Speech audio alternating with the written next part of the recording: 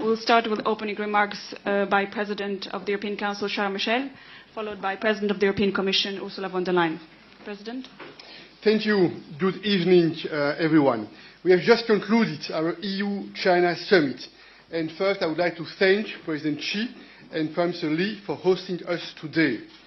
The EU is committed to engaging openly with China across a wide range of topics. Several months ago, in June, the 27 EU leaders had a strategic, in-depth discussion on our relationships with China. And we have a clear position. All EU member states are united. This summit was prepared by many high-level dialogues on trade and economy, climate, environment, digital, human rights, and foreign policy issues. And today, we continue to build on this work. The EU and China, we have a shared interest in a stable and constructive relationship. And this must be based on respect for the international rules-based order. We discussed our trade and economic relationship. The EU and China are major economic partners and global powerhouses. We trade over 2 billion euros in goods every day. But the EU has a trade deficit. This is almost 400 billion euros. We need to make our trade and economic relationship more balanced and reciprocal. In the EU, we continue to work towards a real level playing field for our companies. And we expect China to take more concrete action to improve market access and the investment environment for foreign companies. We intend to continue to diversify our supply chains and address our dependencies to be fit for tomorrow's challenges. Let me give you just one example. Graphite is fundamental for the defense industry. China has decided to limit its export of graphite, and this has consequences for our sovereignty and strategic autonomy. This example is showing what's at stake. In the EU, we must better protect our interests. And this does not mean decoupling or turning inwards, because both the EU and China have an interest in effective rules-based trading system with the WTO as its core. Ladies and gentlemen, as we speak, Russia continues to illegally attack Ukraine, and you know that we strongly support the people of Ukraine. This includes Ukraine's future in our European Union. As a permanent member of the UN Security Council, China, in our opinion, has a special responsibility because this Russian war threatens global stability and the world economy. And it also affects the most vulnerable around the world, for instance, by increasing food insecurity and driving up commodity prices. This is not in Europe's interest, this is not in China's interest, this is not in the world's interest. And that's why we strongly encourage China to engage constructively on Ukraine's peace formula. Russia continues to look for ways to access technology to power its war. And once again, we insisted that China should not supply military goods to Russia. And we reiterated how important it is that China help to prevent Russia from circumventing sanctions. We also discussed the tragic war unfolding in the Middle East. Since the first hours, we, the EU, have condemned Hamas' horrific attack on the people of Israel. Israel has the right to defend itself, and it must be done in line with international humanitarian law, including the principle of proportionality. Each civilian life matters. Every effort must be made to protect civilians. The humanitarian situation in Gaza is dire, and the EU is the largest international aid donor to the Palestinians. And since the start of the war, we have quadrupled our humanitarian aid to over 100 million euros. With China, we agree that getting life-saving aid to the most vulnerable must be a top priority. And together, we support reviving a political process based on a two-state solution. Peace and stability are important everywhere, including here in Asia. And you are concerned about the growing tensions in the Taiwan Strait and the South China Sea. We are opposed to any unilateral attempt to change the status quo by force or coercion. and the EU maintains its One China policy. I trust that China is fully aware of the serious consequences of any escalation in this region. For the European Union, human rights and fundamental freedoms are universal and will never turn a blind eye to human rights cases. And today, we welcome China's resumption of the human rights dialogue as we agreed during my visit. It's a step in the right direction, and today we continue this conversation at the highest level. We also highlighted cases of specific concern, such as the human rights violations in Xinjiang or Tibet, for instance. Ladies and gentlemen, more cooperation is, in our opinion, the only way to tackle the world's most difficult challenges. So, we also discuss areas where we can and where we should work together. We encourage China to be more ambitious in fighting climate change and protecting the environment. We also invited China to join global efforts to triple renewable energy capacity and to double energy efficiency by 2030 and to cut methane emissions. We are also cooperating to improve global health, and this includes work on an international pandemic treaty. China has a role in helping to address the debt burden and in tackling the consequences for vulnerable countries in a sustainable way. Together with the President of the Commission and the High Representative, we are here in China to promote our values, to protect our interests. We have made progress in areas of shared interest and will continue to engage with China based on transparency, predictability, reciprocity. Now it's time to speed up this progress and to make our relationship fairer and more reciprocal, and to work together to tackle some of the world's most pressing challenges. I thank you. President of the Commission, Ursula von der Leyen, you have the floor. Thank you very much. Good evening to all of you. Today's summit was already my second visit to China this year, and I think this is certainly testimony to the importance of the EU-China relationship. We have a complex relationship with China, which deserves frank and open discussions to deepen mutual understanding, and this took place today. This was certainly a summit of choices. It was an opportunity to explain clearly our concerns and our expectations to the Chinese leadership, and of course also to seek progress in key areas of our bilateral relationship. Let me start with trade and investment, the economy. This is particularly necessary when it comes to rebalancing our trade relationship. President Xi explained his view on the current Chinese economy. We trade 2.3 billion euros of goods every single day, and this shows that our trade relationship with China is important. But we explained why we see that our trade is critically imbalanced. Our trade deficit has reached almost 400 billion euros.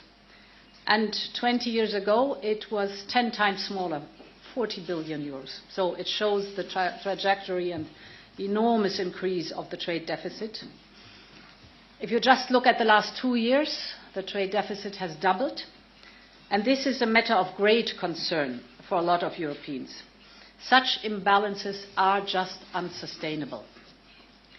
The root causes are well known, and we discussed them.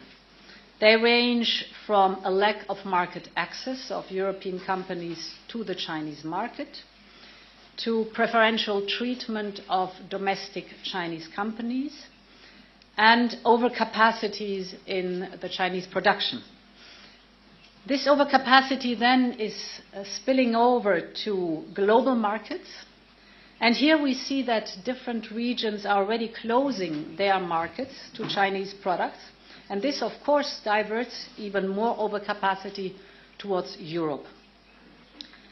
Politically, European leaders will not be able to tolerate that our industrial base is undermined by unfair competition. We like competition. It makes us better, it lowers prices, it's good for the consumers, but competition needs to be fair. We insist on fair competition within the single market, therefore we also insist on fair competition from companies that come to our single market. And I'm glad that we agreed with President Xi that trade should be balanced between the two of us. Of course, we also discussed the approach of de-risk, not decouple. China, by the way, had a long-standing similar approach. China called it self-reliance, and it was partially included in the dual circulatory approach. I want to be very clear here too. Europe does not want to decouple from China. We have seen a decoupling Europe from Russia for good reasons. We do not want a decoupling from China. What we want is de-risking. So de-risking is about managing the risks we see, addressing excessive dependencies through diversification of our supply chains, so strengthen our supply chain, have more robust supply chain from several suppliers, and thus increasing our resilience. And this is not exclusive to China. This is important too. It is about learning the lessons from both the global COVID pandemic and Russia's energy blackmail. There we have felt, first in the pandemic, but then also when Russia started its war, how painful it can be when the single supplier does not deliver anymore. And in light of increased geopolitical frictions, it is important for us to strengthen and diversify our supply chains. We also discussed the topic of the digital in general, and here specifically artificial intelligence. We see both the big opportunities, but also, of course, the big risks of AI. And the challenge is to ensure both safety on one hand, but also open the door for innovation. Market forces alone will not fix it. And voluntary guardrails are certainly good to move quickly. But ultimately, we need binding rules. China has started its global AI governance initiative, and the European Union is right now finalizing its first AI Act to ensure that artificial intelligence complies with our fundamental rights and our values. So even if our governance models are different, we agreed that we should seek to cooperate on artificial intelligence at the global level. Another issue that we discussed was an outcome already of the high-level dialogue we have resumed since the last visit. That is cross-border industrial data flows. As you know, EU businesses have since long expressed concerns about China's rule in this area and the lack of clarity for them. So I very much welcome now China's willingness to establish a mechanism to clarify the rules. This will be a big improvement for European companies. And important is now that we see, after having heard the words, that we see progress on this file. We also discussed the big topic of climate change and cooperation in fighting climate change. As you know, COP28 is ongoing. And I commend China for joining the global methane pledge at the COP28. This is a big step forward. And I think it would be also a strong message by China if it joined the global renewables pledge. As you know, we have proposed to triple global renewable energy by 2030 and to double energy efficiency also by 2030. So I encourage China to join us in this ambition. It's a big success, this pledge, because already in the first week of COP28, 125 countries have joined this global pledge for renewable energy. China is outstanding in deploying renewable energy. It's probably the region where most renewables come online currently, so this is a big success. But on the other hand, and we discussed that open and frankly, we are very worried about the increased deployment of coal power plants in China. We know that one of the most difficult issues in fighting climate change that we face right now is the phase out of fossil fuels. This is the discussion that is ongoing at COP28 in Dubai right now. And of course, we want China to take a very strong position on the question of phasing out unabated fossil fuels by mid-century. Finally, we also discussed the big topic of carbon markets. Actually, the European Union and China have together the biggest emission trading system worldwide. And we have a long-standing cooperation in this area. The European Union started already in 2005 to establish an emission trading system. Now we are moving towards covering 75% of our emissions with a carbon price. And since quite some years, China has joined. We're working closely together, also giving advice on what mistakes to avoid and what positive steps to do forward. Therefore, I'm very happy that we are renewing our Memorandum of Understanding on ETS cooperation. The emission trading system is market-driven, it is well-tested, it has proven its cost efficiency, and it creates revenues that can be reinvested in innovation and reinvested in the developing countries. So all in all, climate change is an area where China and the European Union are cooperating very constructively. Let me turn to Ukraine. Russia's war of aggression is a blatant violation of international law and the UN Charter. And it is a serious threat to European security. And this is why we recalled the need for China to use all its influence on Russia to stop this war of aggression and to engage in Ukraine's peace formula.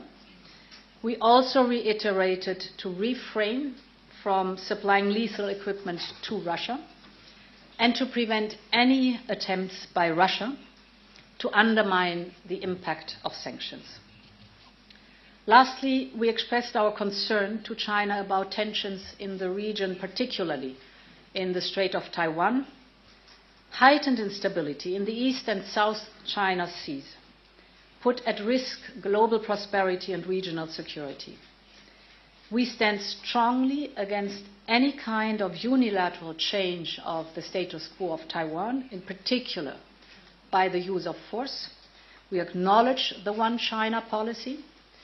Regional security will also be increased if differences on the South China Sea are resolved through dialogue and in line with international law. So to conclude, as described, a lot of choices are on the table. And today we had a candid, we had an open discussion, and we agreed to make further progress, specifically in detail, in the high-level dialogue. Thank you very much. Thank you, President. We'll start with questions and answers. We'll start with the IFP. Please introduce yourself and who you're addressing the question to.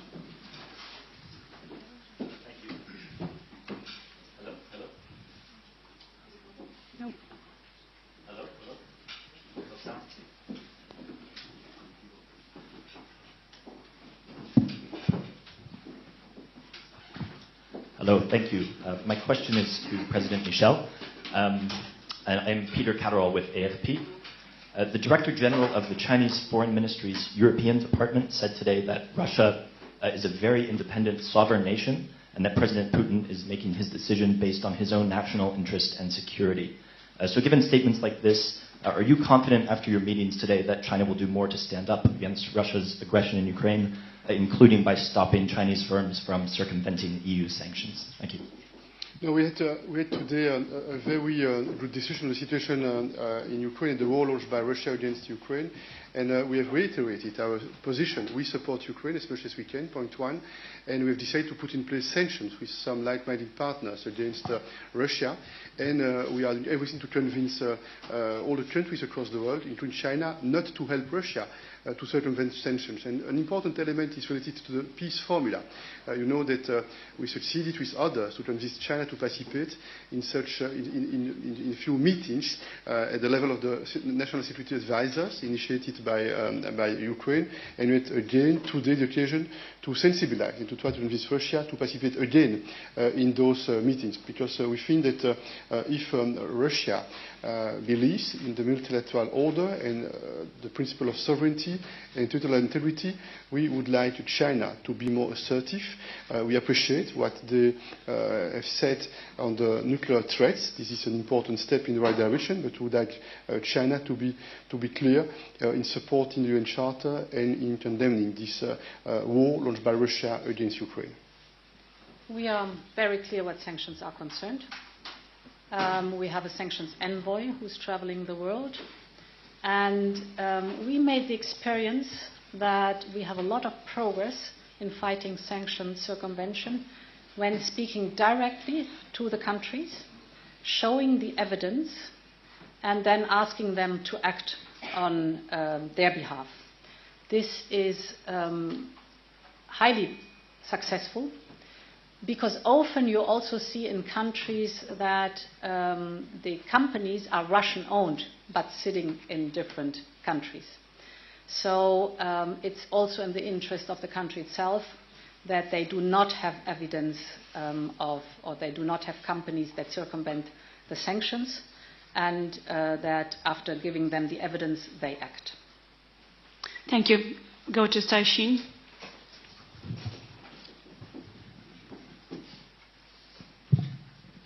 Li Wei from Caixin. So for Madam von der Leyen, you mentioned President Xi and both of you agreed the need to balance economic relationship. Have you managed to discuss how to rebalance? For example, Chinese pay strong attention to this EV subsidy case from EU. Have you reached any common understanding on this? We know next year there will be the European election. If there are no progress made in this economic rebalancing front, will the election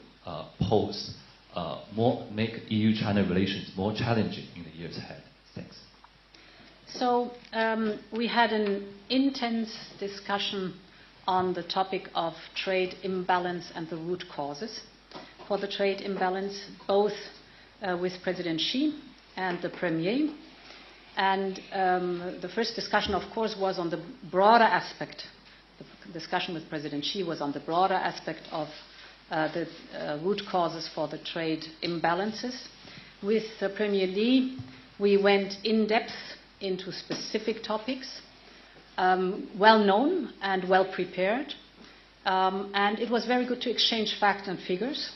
And we agreed that we have now a list of different elements where we want to deep dive in together in the high-level dialogue. This is important. First of all, on our side, to show the evidence, but secondly, then also to see concrete results on the ground. And this, of course, will determine the future of our relationship.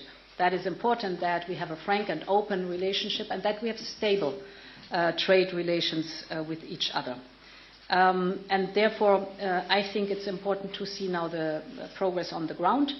One first result was, for example, the clarification on cross-border data I just mentioned, but we also discussed the topic of medical devices, the topic of cosmetics, for example, geographical indications. There we have 175 geographical indications that we have been working on now, that we can now put into practice, very concrete and detailed steps. But this is the way to address the trade imbalances. I would like to add that we had indeed an in-depth discussion. It was absolutely needed. I am convinced that an assessment will be needed in the months to come, and we agreed that this is important to work further together. And I also think that there are today some concrete, interesting deliverables in that field. First, we've decided to enlarge the list of the geographical indication, which is an important topic. We've also identified some sectors where we should try to make more progress. The cosmetics, for instance, the medical devices and equipment, the agricultural products, and there are some other examples. It means that today we had the occasion to express and to explain our arguments, our vision. We are convinced that this question of the imbalances must be addressed. We had the occasion to listen to the arguments of the Chinese side, and we agree that it is important now to go more into the details, to identify what concrete action can be launched in order to rebalance this relationship. Keith.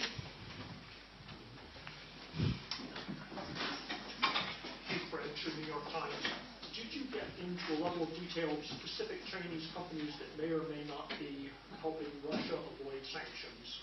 And do you feel that you made enough progress regarding specific companies that may be involved in evading sanctions with Russia that you will not need to impose further sanctions? We have identified a list of companies which are suspected to play a role in circumventing sanctions, and with the occasion to make clear points in preparation of this summit, but also during the summit, we agree that it's important to go more into the details, and we sincerely hope that today we are heard, and then the appropriate action will be undertaken by China. We will have also the occasion to debrief our member states, because the member states will have to decide what further action can be done in order to make sure that we fight against the attempt to circumvent our sanctions. Let me reassure you that this is a process that is ongoing already before the summit.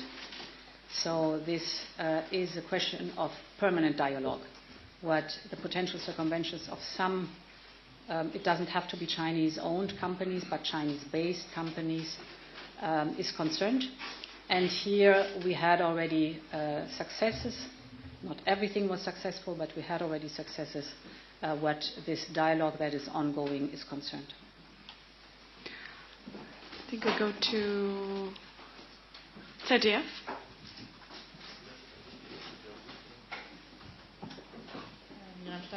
German TV. Originally, the summit was scheduled for 2 days. Why was it shortened to 1 day? It was never scheduled for 2 days. No. Well, you know, I know where the confusion comes from. It was not clear whether it was going to be the 7th or the 8th.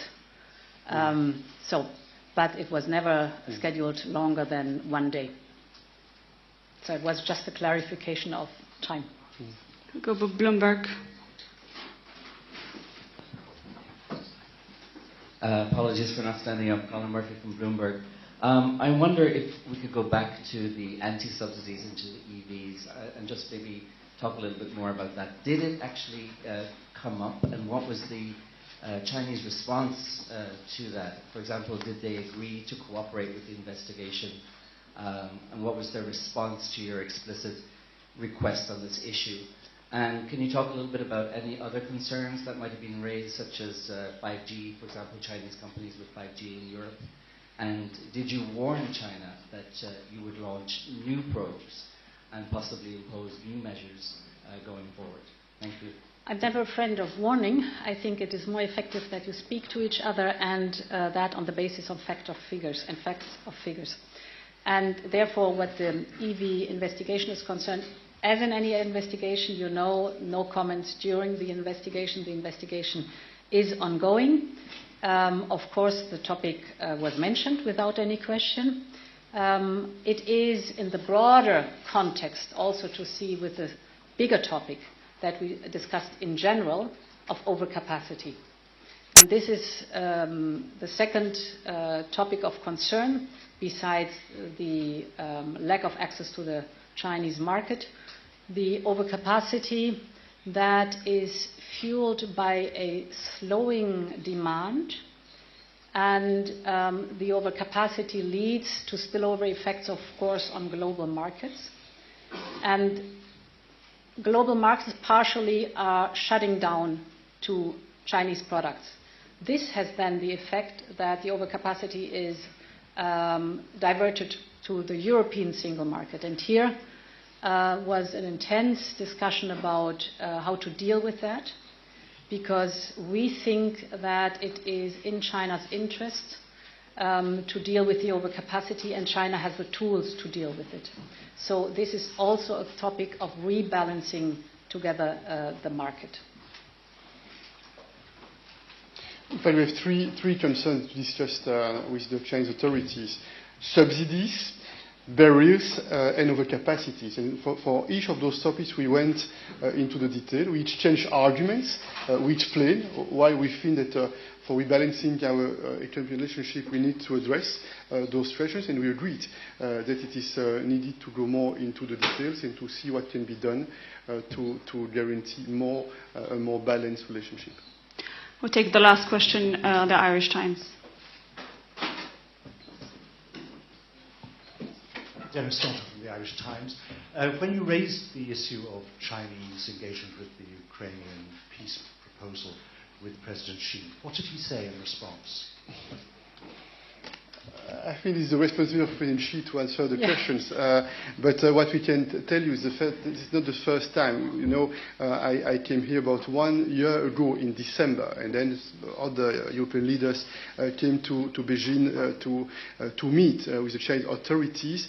And on the EU side, we speak with one voice. We are absolutely convinced that it must be clear that this war against Ukraine is a violation of the international law, a violation of the UN Charter.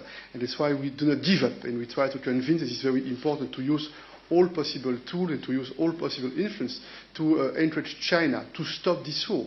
And I reiterated that there is an easy way to have peace in Ukraine. It's for China just to stop the war and to respect the borders internationally recognized of Ukraine, to respect the territorial integrity of Ukraine.